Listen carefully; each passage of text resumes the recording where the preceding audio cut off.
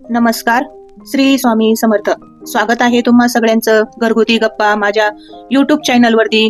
आजचा दिवस तुम्हा सर्वांना खूप छान आणि सुखासमाधानीचा जाऊ दे ही मी स्वामी चरणी प्रार्थना करते.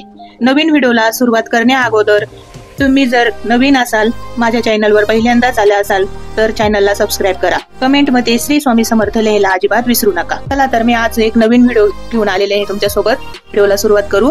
गणपती पुढे मांडलेले पानं, फळं आणि प्रसाद, गुळ, खोबरं इत्यादी वस्तू खराब झाल्यात तर या काय कराव्या असे प्रश्न तुम्हालाही पडतात का?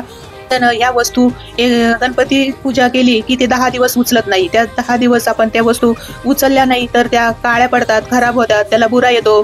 त्या प्रसादाला मुंग्या लागतात, झुरळ, पाली असे पण फिरतात.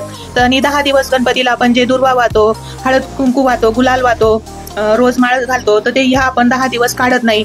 तर ह्या काढाव्या की नाही काढाव्या त्याच्याबद्दलच आज मी तुम्हाला माहिती सांगणार आहे. स्थापनेनंतर आपण जी पानं ठेवतो देवापुढे आणि त्यावर फळे ठेवतो, गुळ खोबरंचा नैवेद्य दाखवतो. नंतर दुसऱ्या दिवशी ती पाने सुकून जातात, फळे खराब होऊन जातात.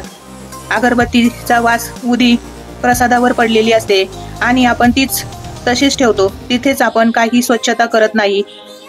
तर आपल्याला ती तशीच न ठेवता त्या प्रसादाचा नैवेद्य दुसऱ्या दिवशी उचलून ठेवायचा आहे किंवा घरातल्यांनी खाल्ला तरीही चालेल. पण ते तसंच तिथं ठेवू नये. त्यांनी ते देवापुढे छानही दिसत नाही आणि देवही खराब वाटतात. पहिल्या दिवशी पूजा मांडलेली ती किती छान वाटती आणि ती तशीच 2-3 दिवस ठेवली तर ती काळी खराब अशी दिसायला लागते.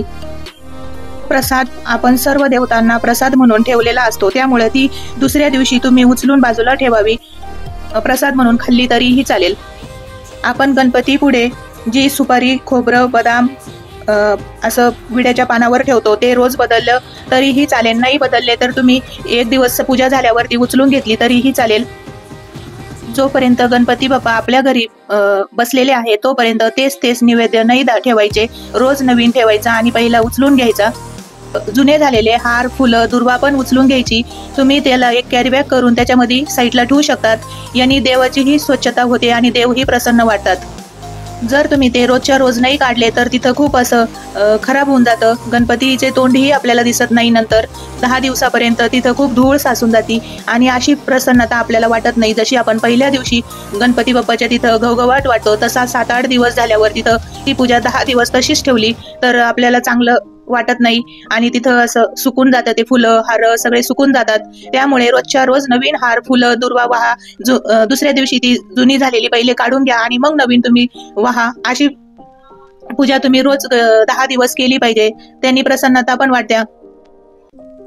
दुसरी गोष्ट म्हणजे जी आपण आपल्या घरातली मूर्ती देवापुढे ठेवतो तर त्याची स्नान केलं पाहिजे. तर का तर हो, त्याचं रोज स्नान केलं पाहिजे. त्याला रोज स्नान घातले पाहिजे. आपण कोणत्याही धातूची मूर्ती गणपती पुढे ठेवेल असेल तर त्याला पूजा केली तर चालते. फक्त आपण जो पार्थिव मातीचा गणपती बसवलेला असतो पार्थिव, तर त्याचीच पूजा करत नाही.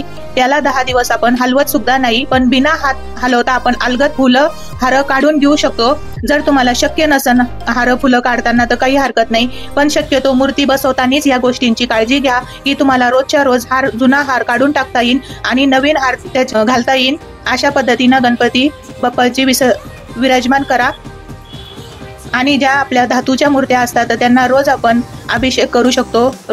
गणपती स्तोत्र, गणपती अथर्व शिष्याचा अभिषेक करू शकतो. त्यांची रोज स्नान पूजा करू शकतो. फक्त आपण जे गणपती बसवतो त्याचीच 10 दिवस पूजा असते आणि त्यांनाच आपण एकदा बसवल्यावर हलवत नाही. बाकीच्या या गोष्टी रोज आपण बदलू शकतो. जर तुम्हाला माझी या माहिती आवडली असेल तर चॅनलला लाईक, शेअर, सबस्क्राईब करा. अवधूत चिंतन श्री गुरुदेव दत्त. श्री स्वामी समर्थ.